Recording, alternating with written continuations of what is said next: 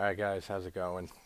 Sorry I haven't been able to get things up the last few days. I had a wedding that I just got home from a few hours ago. The sun is just starting to come up, and I figured what better thing to watch than Puppet Master and continuing that franchise. So we got the sixth installment, Curse of the Puppet Master from 1998, and like I said, since like the fourth movie, never saw really past that. So this is all blind from now on. So let's watch Curse of the Puppet Master from 1998. Alright, so we got some new guy now named Dr. Maygrew, and he has all the puppets like in little cages. And the first thing I gotta ask is, we got Leech Woman here. Now, in the second movie, she got torched to fucking bits and hasn't been around since. Wasn't in 4, wasn't in 5. So where the fuck did Leech Woman come from again? Was she rebuilt? Did this guy rebuild her? Are we gonna find out? Let's find out together. Speaking of not knowing what's up with Leech Woman and everything, this is one franchise I wish that they had like 5-minute recaps at the beginning of, just like what I always bitch about that with Friday the 13th. Like, we really need 5 minute recaps at the beginning of those movies to tell us the plot of Friday the 13th. But that's just Jason running around killing motherfuckers in every single movie. Here we've been from the hotel with Toulon and the other crazy guy to fucking World War II Germany, now to like demons and shit. So like, I don't know what's going on now or where we are or like the time frame or anything, but we'll find out. All right, this is a good sign. We got the main theme music right at the beginning, like right after the short little opening. So good to have the theme music there, and it actually sounds the closest to the original, the score. So double treat, awesome. Also cool to see in the opening credits like the little montage of the puppets from like the previous movies. That's kind of cool. So present day, it doesn't even say present day. I'm just assuming it's present day because it doesn't give us a date. But we got McGrew here and his daughter who's away at college, and we just agree that people who wear bow ties like casually, like if they're not going to like a wedding or a funeral or some shit like that, just wearing a bow tie to wear a bow tie on a random day, fuck you. Like, I don't know why that bothers me, but it kind of does. Just looking at this dude. I mean, yeah, those douchebags that keep fucking with Tank, I'm assuming our main character here, are assholes. Of course they are. Tank is like already, like just a few words out of his mouth and looking at him, kind of just like a ghoulish guy to look at. Like, it's hard to look at him. So I don't know. This is gonna be hard if that's our main character here. I love when Dr. McGrew steps in and tries to stop the bullies from fucking around with Tank and calling his daughter names. And they're like calling him Grandpa. He's like, Grandpa, I ain't your white trash piece of shit, Grandpa. That was funny. Listen, all right, I've heard of this before as a real thing, but I think it's hilarious that Dr. McGrew says. So we find out Tank's real name is Robert, Robert Winsley, and the daughter is Jane.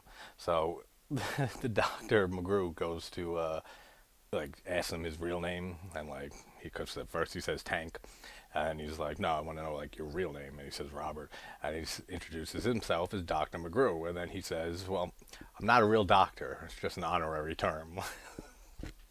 For some reason that cracked me up. It's like me going around, I'm an astronaut. It's like, I'm not a real astronaut though. It's just something I've always wanted to do. Like, I don't know. I just thought that was hysterical. So McGrew like recruits Tank. I'm just gonna call him Tank to come to his house of marvels, and I guess because he like makes his own chess pieces and shit or little statues, they look like little chess pieces, but because he can carve them, he wants Tank, I guess, to like carve puppets. Like, I'm guessing that's where this is going. Doesn't sound too interesting if that's where it's going, but that's what it pretty much seems like.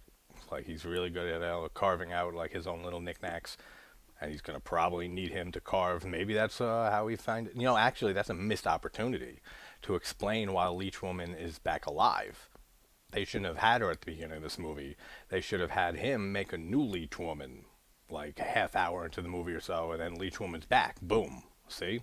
Took me 10 seconds. I'm sure they worked longer than 10 seconds on this movie. And they couldn't think of a reason to keep continuity and say, all right, let's figure out how Leech Woman could come back without her just appearing and like no explanation behind it.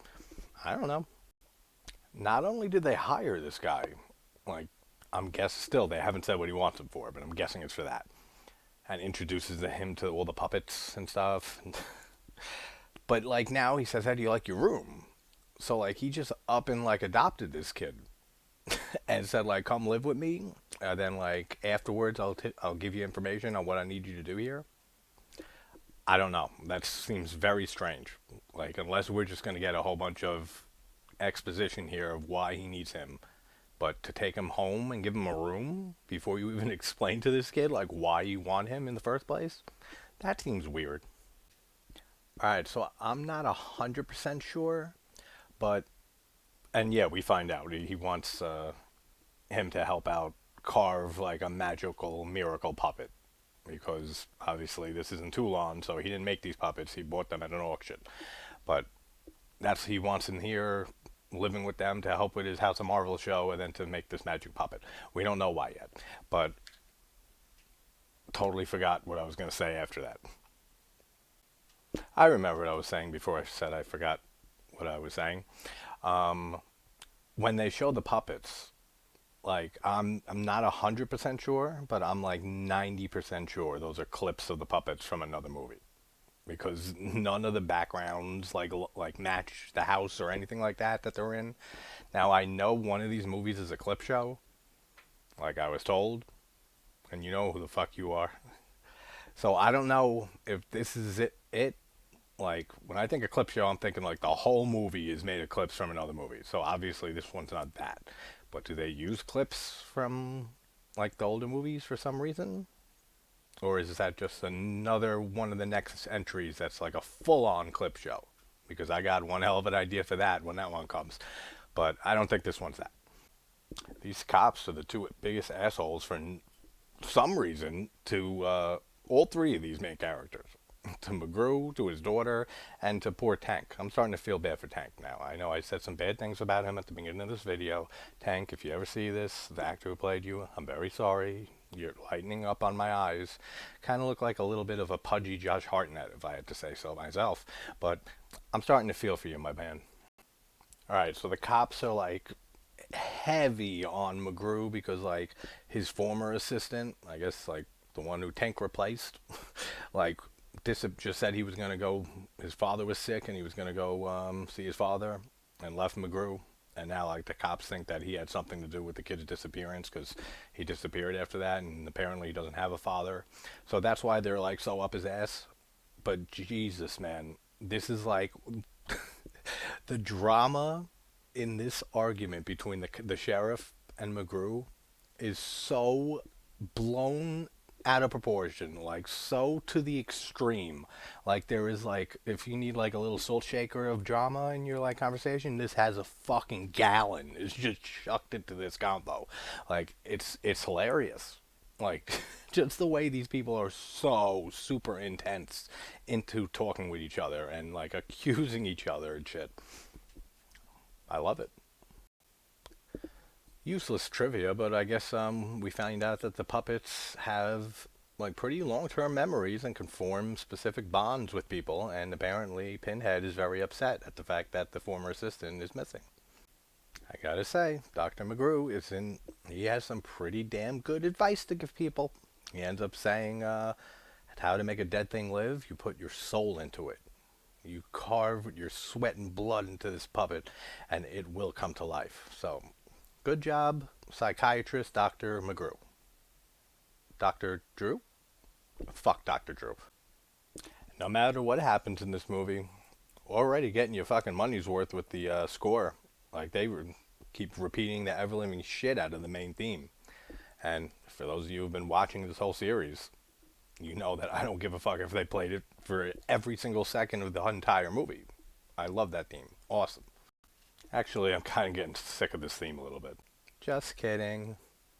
McGrew just went off on a whole tangent about why Blade is the perfect puppet and all his great characteristics. Basically, you can just sum it down to, Blade's the shit, yo. Like, that's pretty much what Dr. McGrew just said. Well, that's the first that I can remember in the series so far. We get a dream sequence here that Tank like pulls the sheets up, and he has like peg legs, like I guess puppet peg legs, and he freaks the fuck out, and then he wakes up. So I don't know, cool little dream sequence in a Puppet Master movie. Someone in their little, office here, their little lab that they make shit in. Somebody apparently drew a painting of a funny-looking Valak, or the Nun, from The Conjuring 2 and The Nun, like 15 years before those movies were even a thing. All right, we're past like 30 minutes on an 80-minute movie. I better see some puppet mastering like happening soon. Like something with the puppets because like right now I'm watching the puppet carver. Curse of the Puppet Carver because that's all we're seeing so far. Is fucking Tank carving this puppet.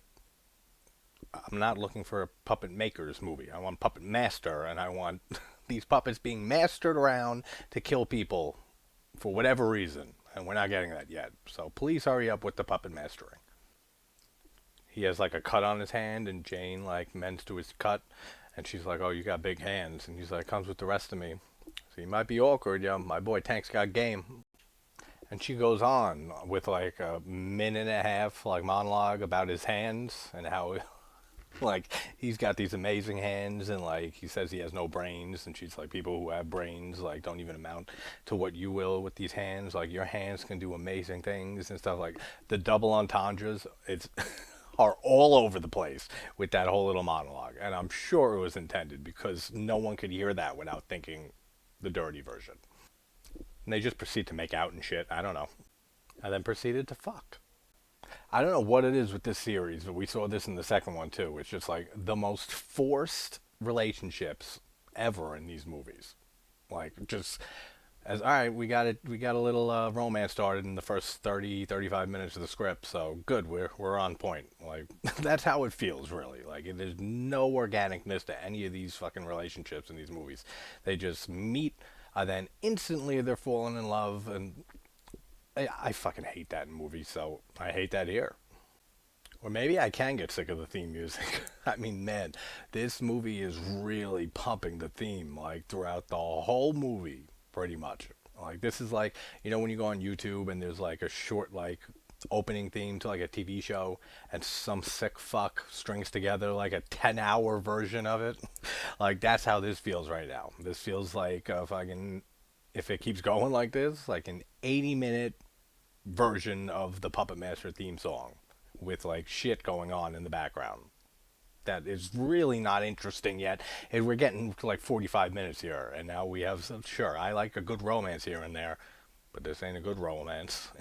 This is forced as shit, and it's very stupid. And I don't think I've even seen a puppet for the last 20 minutes or so. So I'm not. I'm not gonna have good opinions on this one. So they're walking through the woods, and Robert and them and Jane find. Oh yeah, I don't even think I mentioned that in the beginning. Like right before the main credits, like McGrew like burns like some little like briefcase or like some type of shit with something inside it, which I wasn't paying attention to like when I was getting this video started. So, but it's a puppet or some shit because they just found it and he found like a little puppet hand in there. So I don't know who he burned or why he did, but or if I even mentioned that in the beginning of this video. But that happened, and now they found the evidence.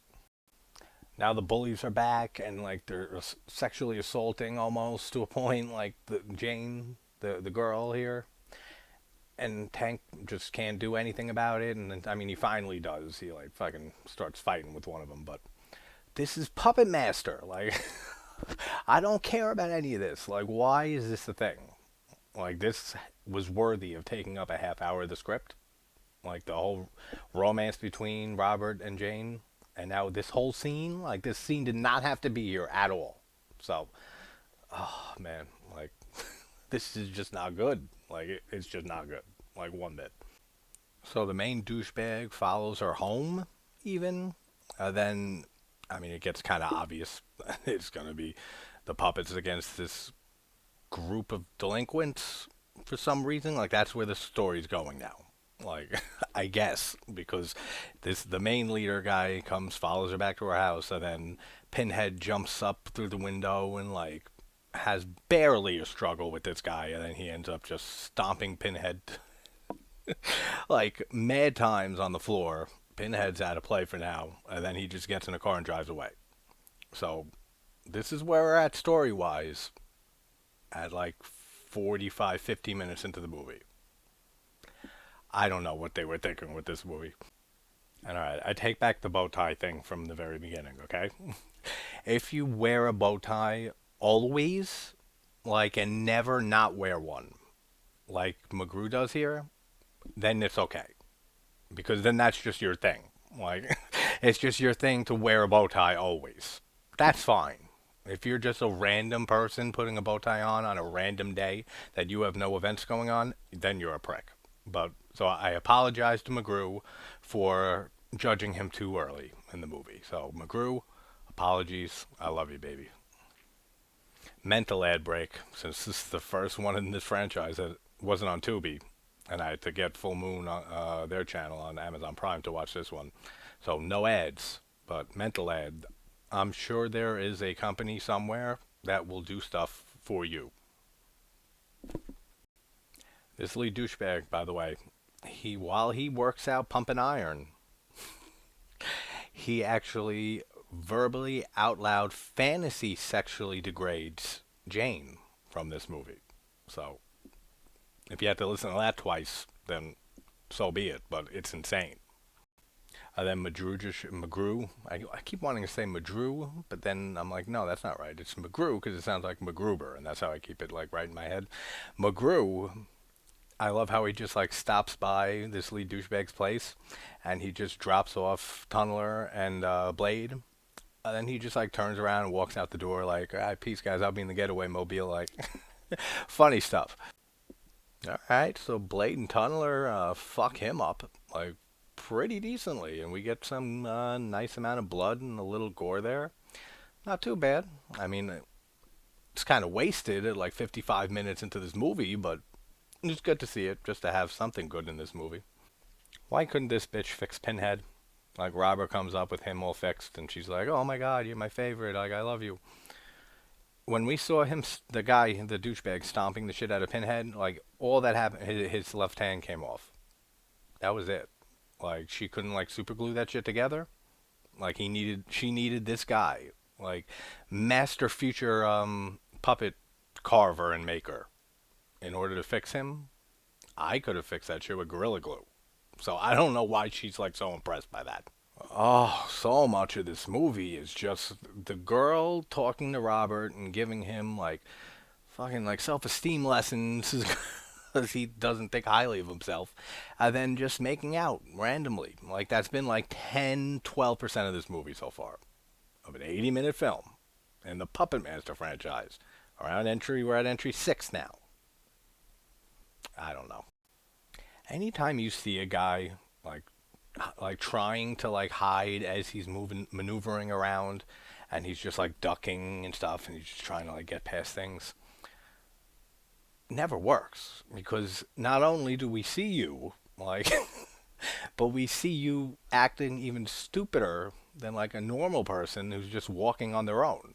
So not only do we see some strange person just walking, we see a strange person like crouching and walking even like weirder and more suspicious. So that's what McGrew. He's got a lot of learning to do in that department. He has no future in espionage. Okay, again, it's not amazing. It's not a miracle. Like McGrew came in and she says that he Robert fixed Pinhead. It's a miracle. No, he was missing one hand. Like, come on. Did anyone else notice this when they were working on this movie? Like, the whole dialogue with fixing Pinhead kind of sounds stupid because we looked at the dailies with what we do with the puppet. He's just missing a hand.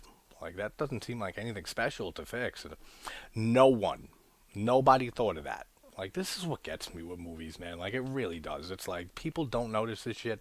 I understand how fast these movies get slapped together and stuff, but still, like, take a little bit more care with your product, with your movie, with just thinking things out. It'll succeed so much better. Doesn't matter how fast you're trying to get it out. You can still keep things relatively not stupid if you like try hard enough and you just think things out, which no one seems to do on the sets of a lot of movies. Now McGrew doesn't want Jane getting too attached to Robert because he doesn't want her to get hurt if he decides to leave at some point. And this is Puppet Master 6. This is Curse of the Puppet Master. Like, we've seen one puppet kill. I don't think I've seen the puppets for more than 5 minutes. Like, oh, this is bad. Like, this is really bad.